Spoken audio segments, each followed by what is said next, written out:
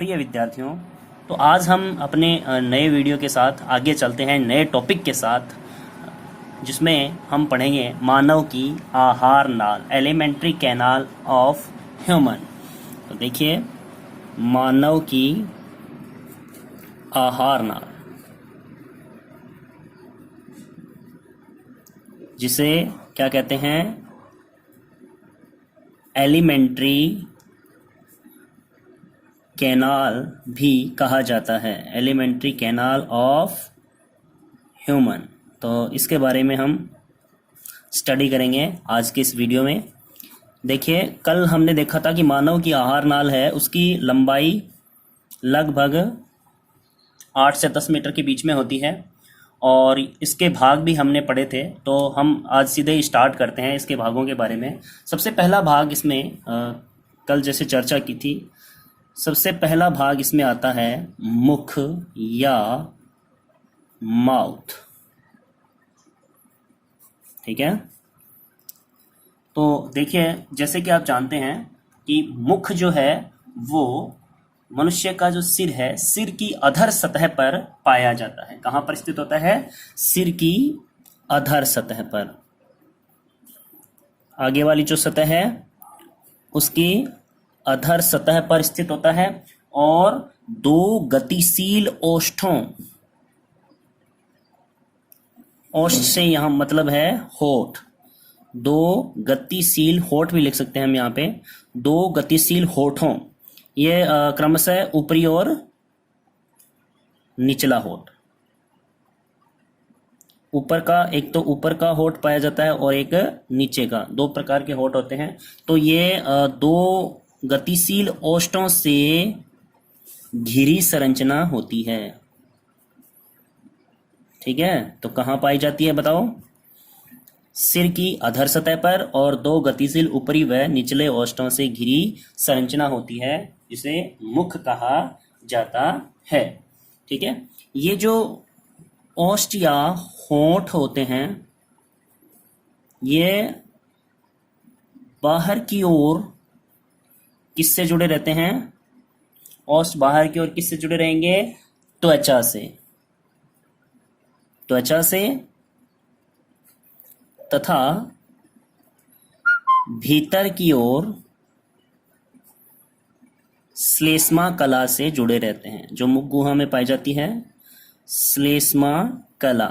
तो बाहर की ओर किससे जुड़े रहते हैं? त्वचा से, और भीतर की ओर श्लेष्मा कला से जुड़े रहते हैं।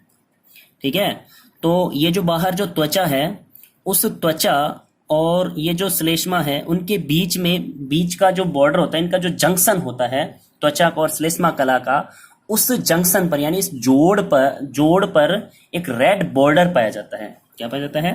Red border. तो त्वचा तथा श्लेष्मा कला के जंक्शन पर या जोड़ पर क्या पाया जाता है? Red border. इसमें रक्त वाहिनियां होती है, जिसके कारण ये लाल रंग का पाया जाता है, लाल गुलाबी रंग का ये होता है जंक्शन, रेड बॉर्डर भी कहते हैं इसे। इसे वर्मिलियन बॉर्डर भी कहा जाता है। ये जो रेड बॉर्डर है उसको क्या कहा जाता है? Vermilion border. वर्मिलियन बॉर्डर भी इसको नाम दिया जाता है, इस रेड बॉर्डर को। तो ये जो रेड बॉर्डर होता है, ये पतला व पारदर्शी होता है। रक्त वाहिनियां इसमें पाई जाती हैं। इसमें क्या पाई जाती है? रक्त वाहिनियां, जिसके कारण ये इसका रंग लाल होता है। ठीक है, त्वचा और श्लेष्मा के कला के जंक्शन पर रेड बॉर्डर पाया जाता है, जिसे वर्मिलियन बॉर्डर भी कहा जाता है। ठीक है, तो और ये जो होठ होते हैं वो क्या काम करते हैं? होठ क्या कार्य करते हैं? होठ हमारी बोलने में सहायता करते हैं। करते हैं कि नहीं करते? जब हम बोलते हैं तो जो ध्वनि निकलती है गले से या कंठ से, तो उस ध्वनि को शब्दों का रूप देने का काम कौन करता है? कंठ करता है। और मुख खोलने में, मुख को खोलने में ये सहायता करता है। ठीक है, बोलने में, मुख को खोलने में, व भोजन पकड़ने में सहायक होता है। तो इसका कार्य बोलने में सहायता करना, मुख खोलने में और भोजन पकड़ने में सहायता करने का काम ये ओष्ठ जो है, होठ, वो करते हैं। ठीक है, अब जो आपने देखा होगा कि ऊपरी होठ जो होता है, उस ऊपरी होठ के जस्ट बीच में एक गड्ढा पाया जाता है, दबा हुआ सा भाग होता है जो नाक तक रहता है, फैला हुआ रहता है। तो इस भाग को फिल्ट्रम कहा जाता है। क्या कहा जाता है? फिल्ट्रम। ठीक है, तो ऊपरी होठ,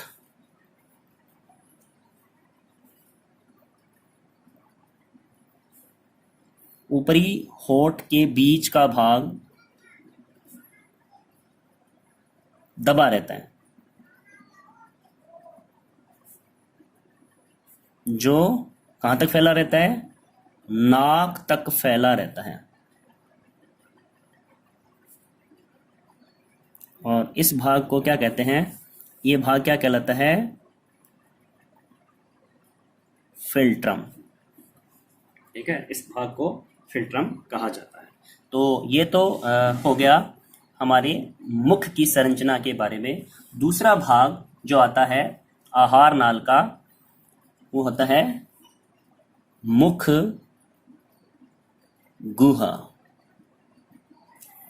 या इसको बोलते हैं बकल कैविटी। मुख गुहा या बकल कैविटी, तो ये क्या होती है? ये एक बड़ी गुहा होती है जो मुख के भीतर स्थित होती है। कहाँ स्थित होती है? मुख के भीतर या अंदर की ओर पाई जाती है। इसका जो पार्श्व भाग है वो किससे बना होता है? गालों से बना होता है। और इसके फर्श पर क्या होती है? जिह्वा पाई जाती है। और इसकी छत किससे बनी होती है? तालू से। ठीक है, तो ये मुख के अंदर स्थित होती है। ठीक है, इसका जो पार्श्व भित्ति है, पार्श्व भित्ति किससे बनी होती है? पार्श्व भित्ति गालों से बनी होती है। दोनों गाल पार्श्व भित्ति का निर्माण करते हैं। और इसका ऊपरी भाग जो है, या इसकी जो छत है, वो तालू से बनी होती है। मुख गुहा की तालू भी दो प्रकार के होते हैं।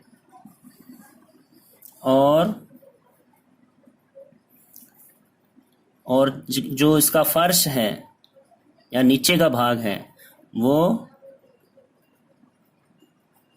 जिह्वा कवर करती है। ठीक है, तो इसकी पार्श्व भित्ति का निर्माण कौन करता है? गाल करते हैं। ऊपरी भाग कौन बनाता है? तालू। और फर्श का निर्माण कौन करता है? जिह्वा करता है। तो ये इसमें भाग बनते हैं। अब इसमें कौन कौन सी संरचनाएं पाई जाती हैं मुख गुहा के अंदर, जो पाचन में सहायक होती हैं, पाचन की क्रिया में सहायता करती है? तो इसमें देखिए, सबसे पहला भाग इसमें पढ़ेंगे हम तालू या पैलेट। ठीक है, तालू, तालू जानते हो आप? ये जो मुख गुहा है उसके छत के ऊपर ये भाग पाया जाता है। और ये भाग जो है ये दो पार्ट में डिवाइड रहता है। एक तो होता है इसमें कोमल तालू, और दूसरा भाग होता है इसमें कठोर तालू। तो दो भाग हैं, कोमल तालू और कठोर तालू। तो सबसे पहले देखते हैं हम कोमल तालू के बारे में, या इसको बोलते हैं सॉफ्ट पैलेट। इसे कहते हैं हार्ड पैलेट। तो ये जो है कोमल तालु। कोमल तालु किससे बना होता है? संयोजी उत्तक व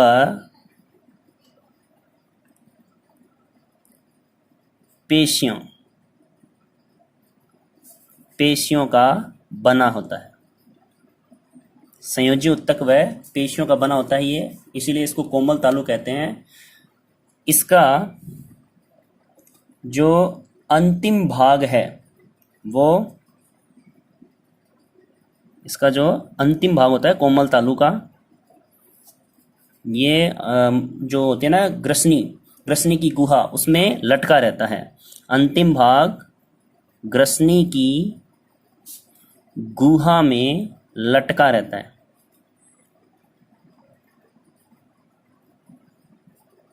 ठीक है, अंतिम भाग जो है वो ग्रसनी की गुहा में लटका रहेगा। और ये जो भाग होता है वो क्या कहलाता है? लटका हुआ भाग यूवुला। ये भाग यूवुला कहलाता है, या इसको आली जिह्वा भी कहते हैं। ये यूवुला क्या काम करता है? यूवुला जो है ये जब भोजन मुख गुहा में आता है तो उस समय ये निगलते समय आंतरिक जो नासा द्वार है उसको ढकने का काम यूवुला करता है, जिसको कागलिया भी बोलते हैं हमारी सामान्य भाषा के अंदर। देखिए इसमें मुख गुहा की संरचना के बारे में हम इसमें चित्र के द्वारा थोड़ा सा देखते हैं इसको। ये जो भाग है देखिए, ये ऊपर वाला जो भाग है इस मुख गुहा की छत में देखिए, ये कठोर तालु है। कौन सा भाग है? कठोर तालु।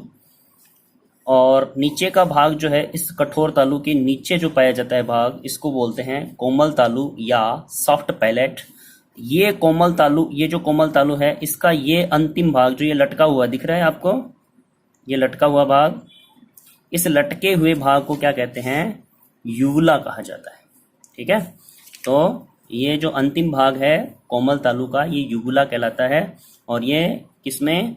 ग्रसनी गुहा में ये लटका हुआ रहता है, जो भोजन को निगलते समय ये आंतरिक नासा मार्ग जो है उसको ढकने का काम करता है। ठीक है, तो ये हो गया कठोर तालु, नहीं सॉरी कोमल तालु। इसके बाद में दूसरा भाग अपना आता है कठोर तालु या हार्ड पैलेट। हार्ड पैलेट जो है वो हार्ड क्यों है? क्योंकि ये अस्थियों का बना होता है। किससे बना होता है? ये अस्थियों का बना होता है। वो संयोजी उत्तक और पेशियों से बना होता है, ये अस्थियों का बना होता है, इसलिए ये क्या होता है? कठोर होता है। और इस भाग में क्या पाए जाते हैं? इस पर अनुप्रस्थ वलन पाए जाते हैं। ठीक है, तो इस पर क्या होते हैं? अनुप्रस्थ वलन, जिन्हें कहते हैं पैलेटाइन रग्गी। इसे पैलेटाइन रग्गी कहा जाता है। ये अनुप्रस्थ वलन होते हैं। ठीक है, तो हम अब देख सकते हैं वैसे जिह्वा से जब ऊपर की ओर जो अपनी मुख गुहा की छत है उससे हम टच करते हैं तो उभरा हुआ एक भाग दिखाई देगा, जहां पर बहुत सारे वलन जो है वो हमें दिखाई देते हैं, उसमें महसूस होते हैं जिह्वा के द्वारा। तो उन्हें क्या कहते हैं? पैलेटाइन रग्गी कहा जाता है। और ये जो पैलेटाइन रग्गी है ये क्या काम करती है? ये वलन मतलब मांसाहारियों में थोड़ी ज़्यादा विकसित होते हैं। तो ये क्या करता है? जो कठोर तालु है ये भोजन को बाहर जाने से रोकता है, वापस निकलने से। जो शिकार होता है उस शिकार को मुख गुहा से बाहर निकलने से रोकने का काम करता है ये जो पैलेटाइन रग्गी है। अनुप्रस्थ जो वलन पाए जाते हैं ये, और ये कठोर तालु का जो भाग है। एक चीज़ इसमें और कि इसके अंदर इंसाइजर दांत जो होते हैं मुख गुहा के अंदर, उसके पीछे कोमल जो कठोर तालु है उसमें एक नलिका निकलती है उस भाग में। ठीक है, उस नलिका को क्या कहते हैं? पैलेटाइन नलिका कहा जाता है। ठीक है, तो ये जो दांत होते हैं कृंतक दांत, कठोर तालु की बात कर रहे हैं हम, कठोर तालु में होते हैं ये कृंतक दांत के पीछे क्या होती है? नलिका होती है। और ये नलिका जो है ये कहाँ तक जाएगी? ये नलिका जाती है नासिका वैस्म तक, जो इसे किससे जोड़ती है, नासिका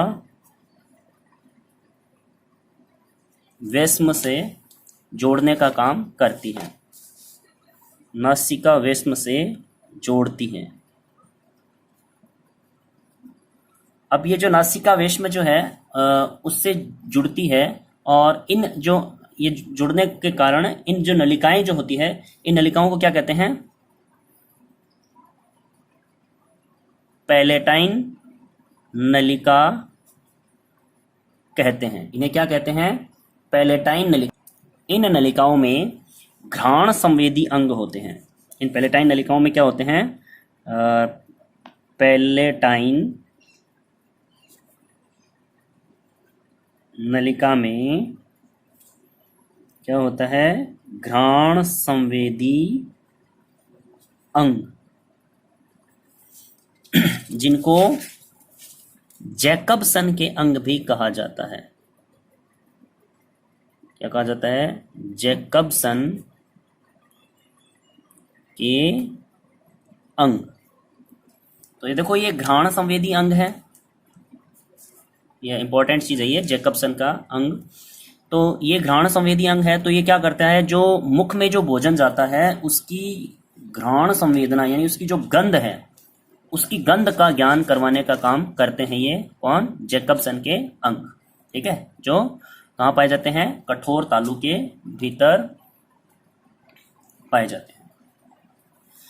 ये हो गया आपका दूसरा भाग, कठोर तालु। अब इसके बाद में आपका अगला भाग आता है जिह्वा। जिह्वा या टंग, ये जो भाग है ये कहाँ पर स्थित होती है, ये आपकी जो मुख गुहा है, मुख गुहा के तल में स्थित होती है, यानी मुख गुहा के फर्श भाग में ये स्थित होती है, तल में स्थित होती है। कैसी होती है ये, मोटी मांसल पेशीय संरचना है ये। ठीक है, मोटी मांसल पेशीय संरचना है ये। इसका जो अग्रभाग है, अग्रभाग स्वतंत्र रहता है। जिह्वा का जो अग्रभाग है वो स्वतंत्र रहता है आगे का भाग, और जो भोजन को गति कराने में सहायक होता है, इधर उधर घुमाने में सहायता करता है। लेकिन इसका जो पश्च शिरा है, पश्च शिरा आधार भाग में एक वलन द्वारा जुड़ता है। ठीक है, किसके द्वारा जुड़ता है, वलन द्वारा जुड़ता है। इस वलन को क्या कहते हैं, फ्रेनुलम। ये वलन क्या कहलाता है, फ्रेनुलम कहलाता है।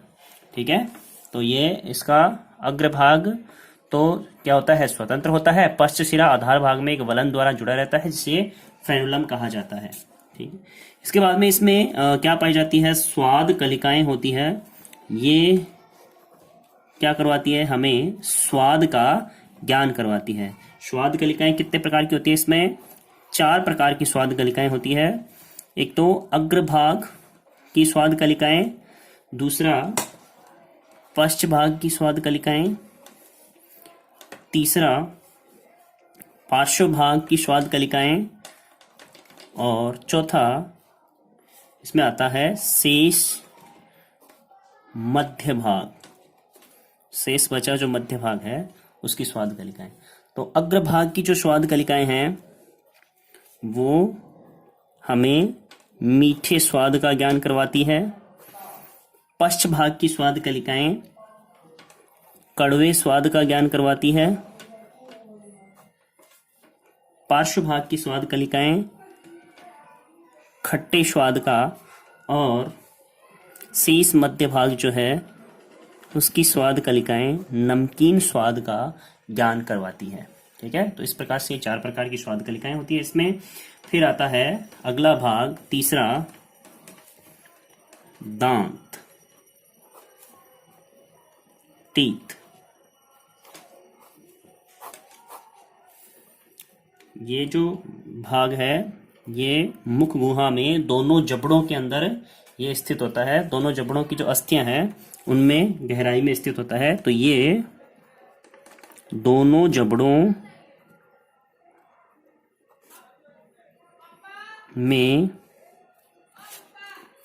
जबड़ों में कहाँ स्थित होता है? अस्थि की गर्तिकाओं में। इसकी जबड़ों की अस्थियां होती हैं, उनमें गर्तिकाएं पाई जाती है और उन गर्तिकाओं में ये धंसे हुए रहते हैं। तो इसमें गर्तिकाओं में ये स्थित होते हैं, इनकी गहराई में। तो इसलिए इस प्रकार की जो स्थिति है उसको कहते हैं गर्तदंती। ये स्थिति क्या कहलाती है? गर्तदंती, या इसको कहते हैं थिकोडोंट। गर्तदंती या थिकोडोंट कहा जाता है इस प्रकार की स्थिति को। दूसरी प्रकार की जो है स्थिति है, ये मनुष्य में आप जानते हैं, जो कि जीवन काल, मनुष्य का जो जीवन काल है, मनुष्य के जीवन काल में दांत कितनी बार आते हैं? 2 बार आते हैं। जैसा कि आप जानते हो 2 बार आते हैं। एक तो जब शिशु में ये अस्थायी दांत होते हैं जिन्हें दूध के दांत भी कहा जाता है, और उसके बाद में स्थायी या परमानेंट दांत है वो आ जाते हैं। तो ये दांत जीवन में 2 बार आते हैं। तो ऐसी स्थिति को क्या कहते हैं? द्विबार दंती, यानी 2 बार आ रहे हैं तो ऐसी स्थिति क्या कहलाएगी? द्विबार दंती या डाइफियोडोंट कहलाती है। ठीक है। तीसरी सिचुएशन इसमें यह है कि मनुष्य में कई प्रकार के दांत होते हैं। ठीक है, कई प्रकार के दांत होते हैं, मतलब इसमें 4 प्रकार के दांत पाए जाते हैं, जिनमें कृंतक, रत्नक, अग्र चवर्णक और चवर्णक होते हैं। तो ये कई प्रकार के दांत होते हैं। तो इसके कारण आकार के आधार पर, तो इसलिए ऐसी स्थिति को क्या कहा जाता है? विषम दंती स्थिति कहा जाता है। क्या कहा जाता है? विषम दंती या हेटेरोडोंट। विषम दंती स्थिति या हेटेरोडोंट इसको, तो इस स्थिति को क्या कहते हैं? विषम दंती या हेटेरोडोंट कहते हैं। फिर देखिए, इसको दांतों को 2 प्रकार से हम बांटते हैं। एक तो स्थायित्व के आधार पर और एक आकार के आधार पर। स्थायित्व के आधार पर दांतों को हम देखें तो दांतों के 2 प्रकार होते हैं, 2 प्रकार के दांत होते हैं स्थायित्व के आधार पर। एक तो होता है इसमें अस्थाई, ठीक है, या जिसको टेम्पोरेरी टीथ कहा जाता है, अस्थाई दांत। ठीक है, इन्हें दूध के दांत या मिल्क टीथ भी कहा जाता है। दूध के दांत या मिल्क टीथ भी इनको कहते हैं। ठीक है, ये अस्थायी दांत होते हैं। इन संख्या कितनी होती है? इनकी संख्या में ये होते हैं 20। ठीक है, इनमें, इन दांतों में अग्र चवर्णक दांत जो होते हैं, अग्र चर्वणक दांत अनुपस्थित होते हैं। अग्र चर्वणक दांत नहीं पाए जाते हैं इनमें। ठीक है, फिर दूसरे प्रकार के दांत आते हैं आपके स्थायी या परमानेंट टीथ। ये जो दांत होते हैं, ये इनके जो ये दूध के दांत होते हैं, इनकी गिरने के बाद में ये दांत आते हैं, और इनकी संख्या कितनी होती है? 32 होती है। इनकी संख्या कितनी होती है? 32 होती है। ये दांत क्या होते हैं? स्थायी होते हैं। ठीक है, तो फिर आते हैं इसके बाद में आकार के आधार पर। ये स्थायित्व के आधार पर हमने देखे, बाद में देखते हैं हम अगला स्थायी आकार के आधार पर।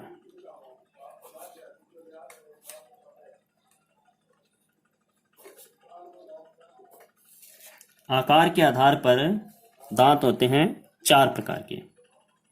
एक तो कृंतक या इंसाइजर्स, दूसरा रदनक या कैनाइन्स, तीसरा अग्रचर्वणक या प्रीमोलर, और चौथा आता है चर्वणक, या इनको कहा जाता है मोलर्स। ये प्रीमोलर्स और ये मोलर्स। तो ये 4 प्रकार के दांत होते हैं। किसके आधार पर? आकार के आधार पर। सबसे पहले देखते हैं इंसाइजर्स या कृंतक दांत जो होते हैं। ये देखिए, जैसे चित्र में देखते हैं हम, ये जो आगे के 4 दांत दिखाई दे रहे हैं ये चपटे होते हैं।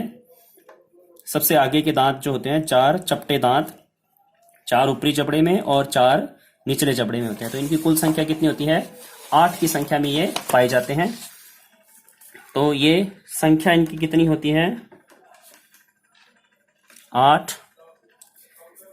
और काम क्या करते हैं? ये काटने का काम करते हैं। सबसे आगे के चपटे दांत होते हैं संख्या में 8 और काटने का कार्य करते हैं। भोजन को क्या करते हैं? काटने का काम करते हैं। एक चीज इसमें और, ये हाथी, खरगोश व चूहा, इनमें क्या होता है? ये दांत जो होते हैं इनमें ये दांत यानी कृंतक दांत जो है वो जीवन भर बढ़ते रहते हैं, यानी बड़े होते रहते हैं। ठीक है। हाथी दांत, जिनको गजदंत भी कहा जाता है, जिनसे चूड़ियां बनाई जाती है। ठीक है। तो ये दांत जो होते हैं आगे के दांत, ये दांत जीवन भर बढ़ते रहते हैं। दूसरे प्रकार के दांत है रदनक दांत। ये संख्या में कितने होते हैं? इनकी संख्या रदनक की, देखिए ये रदनक दांत चित्र में, ये जो कृंतक दांत है इनके दोनों पार्श्व में ये जो नुकीले दांत पाए जाते हैं। ठीक है। दोनों पार्श्व में एक जोड़ी प्रत्येक जबड़े में नुकीले दांत होते हैं। तो नीचे वाले जबड़े में 2 और 2 ऊपरी जबड़े में ये दांत होते हैं। तो ये देखिए, ये नुकीले दांत जो दिखाई दे रहे हैं, ये दांत कौन से होते हैं? रदनक दांत होते हैं। इनकी संख्या, कुल संख्या कितनी होती है? 4 होती है। 2 ऊपरी जबड़े में और 2 निचले जबड़े में। तो कुल संख्या कितनी होती है? 4। कार्य क्या है इनका? चीरने फाड़ने का काम करते हैं। ये क्या काम करते हैं? चीरने फाड़ने का काम करते हैं। यानी भोजन जो होता है, भोजन को चीरने फाड़ने का काम करते हैं ये रदनक दांत।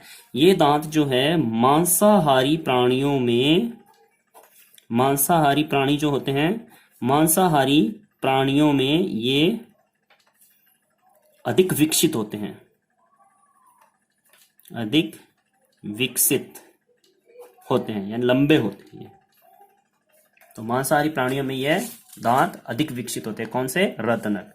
फिर आता है अग्र चर्वणक, प्रीमोलर दांत। इनकी संख्या देखिए, मुख गुहा में चित्र में देखें तो ये जो दांत होते हैं रदनक, इनके पार्श्व में एक एक जोड़ी दांत, देखो दोनों ओर ये 2-2 दांत जो है ये कौन से हैं? अग्र चर्वणक।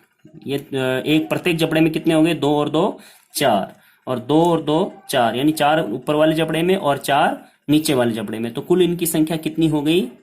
कुल संख्या होती है इनकी 8। तो संख्या 8 अग्र चर्वणक की। संख्या में कितने होते हैं? 8 होते हैं। और काम क्या करते हैं? ये भोजन को चबाने व पीसने का काम करते हैं। ठीक है। भोजन को चबाने व पीसने का काम करते हैं। लास्ट आपका दांतों का जो पार्ट आता है चर्वणक। ये जो दांत होते हैं संख्या इनकी कितनी होती है? सबसे लास्ट के अंतिम दांत होते हैं, इनकी संख्या देखिए, इसमें ये दांत देखिए, ये है आपके कौन से दांत, ये जो दो दांत दिखाई दे रहे हैं अग्र चवर्णक, और इसके बाद में जो 3 दांत दिखाई दे रहे हैं, 3 इधर और 3 इस साइड में, यानी प्रत्येक जबड़े में 3 जोड़ी यानी 6 दांत होते हैं। और इसके बाद में यहाँ भी निचले जबड़े में भी ये 3 दांत, 3 3 यानी 6 दांत होते हैं। ठीक है, तो ये कितने हो गए टोटल, 6 ऊपर वाले जबड़े में और 6 नीचे वाले जबड़े में। तो कुल संख्या इनकी कितनी होती है, 12 की संख्या में होते हैं। और ये काम क्या करते हैं, कार्य भोजन को पीसने का काम करते हैं, महीन पीसने का। ठीक है, भोजन को महीन पीसने का काम ये करते हैं। कौन, जो इसका जो 3rd मोलर दांत जो है, तीसरा मोलर दांत, ये तीसरा मोलर दांत है वो बाद में आता है, यानी अन्य दांतों के बाद में, सबसे लास्ट में आता है, तो बाद में निकलते हैं।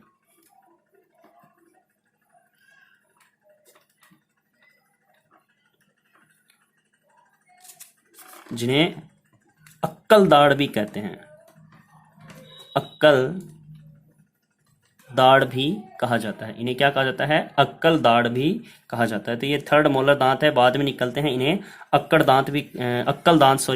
दाढ़ भी कहा जाता है। और ये अवशेषी अंग होते हैं मनुष्य में। क्या होते हैं, अवशेषी अंग होते हैं। तो ये हो गए हमारे दांतों के बारे में। दांत इसमें स्थायित्व के आधार पर 2 प्रकार के, अस्थायी और स्थायी।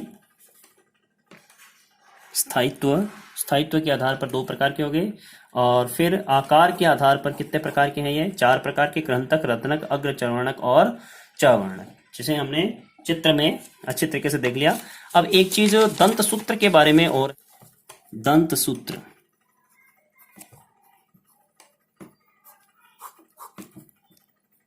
टीथ फॉर्मूला जो है, ये जो दूध के दांत होते हैं, 2 प्रकार के दांत होते हैं, एक तो दूध के दांत और दूसरे स्थायी दांत।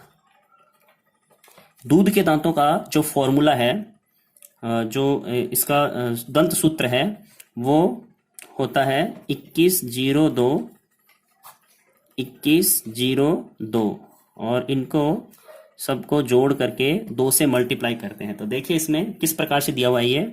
इसमें आई जो है, मतलब सबसे पहले ये जो जोड़ा दिया हुआ है ये किसका है, इंसाइजर दांतों का है। सबसे पहले वाली डिजिट जो है वो इंसाइजर या कृंतक दांतों की है। ये होते हैं 2 ऊपरी जबड़े में और 2 निचले जबड़े में। ये 2x2 मतलब 2 ऊपरी जबड़े में है और 2 निचले जबड़े में है। फिर आता है सी यानी कैनाइन दांत। ये दूध के दांतों में 1 ऊपरी जबड़े में 1 निचले जबड़े में। फिर तीसरा आता है पीएम या इसको बोलते हैं प्रीमोलर दांत। ये जैसा कि हमने पढ़ा दूध के दांतों में प्रीमोलर या अग्र चवर्णक दांत नहीं पाए जाते, अनुपस्थित होते हैं, तो 0 0 आ जाएंगे इसके। फिर आते हैं मोलर दांत। ये 2 जोड़ी ऊपरी जबड़े में और 2 जोड़ी निचले जबड़े में पाए जाते हैं। ठीक है, तो कुल दांत कितने हो गए देखिए। इन सबको देखो 2 जोड़ी ऊपर है। सबसे पहले ऊपर ये जोड़ लेते हैं, ऊपर के दांत 2 और 1 3, 3 और 2 5, यानी ये ऊपरी जबड़े में कितने जोड़ी हो गए, 5 जोड़ी दांत हो गए। और नीचे वाले जबड़े में कितने हो गए, 5। ठीक है, तो ये कितने हैं, 10, 5 जोड़ी है मतलब 10 हो गए और 10 निचले जबड़े में। इनको जब जोड़ते हैं तो कितने आते हैं, टोटल दांत 20 आते हैं। ठीक है, फिर आता है परमानेंट टीथ, स्थायी दांत। इनका दंत सूत्र होता है 21 23।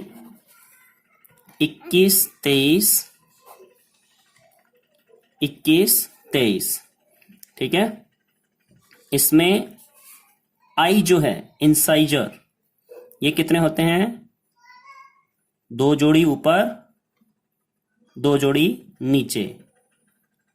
फिर आपकी आता है कैनाइन, एक जोड़ी ऊपर एक जोड़ी नीचे। प्रीमोलर कितने हैं, 2 जोड़ी ऊपर 2 जोड़ी नीचे। और मोलर 3 जोड़ी ऊपर और 3 जोड़ी नीचे। तो ये इसका दंत सूत्र है, मल्टीप्लाई 2 यानी जोड़ी में है।